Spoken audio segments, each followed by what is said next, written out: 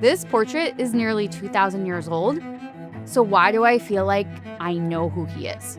This is a Roman period Egyptian mummy portrait. It dates to the Flavian period, the late 1st century AD. It belongs to a group colloquially known as fine portraits, due to the area in Egypt where many originated.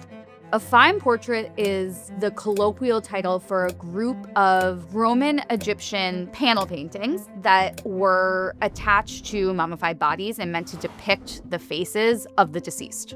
In effect, it serves as a lifelike mask linking Egyptian burial traditions with the Greco-Roman portraiture tradition. We can surmise that it was painted by a local artisan trained in the Greco-Roman style. A lot of people associate the classical tradition not with realism, but with idealism. And that is so not the case here. We are seeing a lifelike portrayal of this individual. You have wrinkles, you have graying hair, you have a receding hairline. It's certainly not the Polyclayton ideal of the male figure. I think there are a couple of factors that makes this Phaon portrait distinctive. First and foremost, I like to look at his coloring.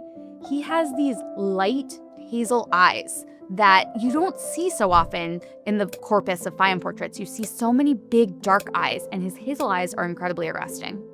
Second, many Phaon portraits depict garish, loud clothing, lots of jewelry, lots of accessories that kind of take the focus away from the individual and onto the accoutrement. The focus of this portrait is so much about the sitter and his internal kind of gravitas that I think it sets it apart from others.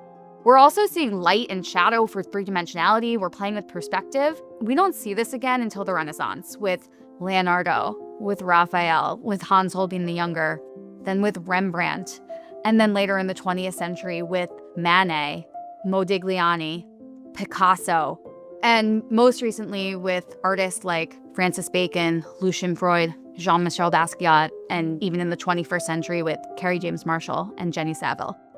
In many ways, this can be thought of as the birth of Western portraiture. The entire endeavor of modern portraiture has been to capture not just somebody's likeness, but their presence and their animation, their soul. And that's why he seems so familiar to us centuries later.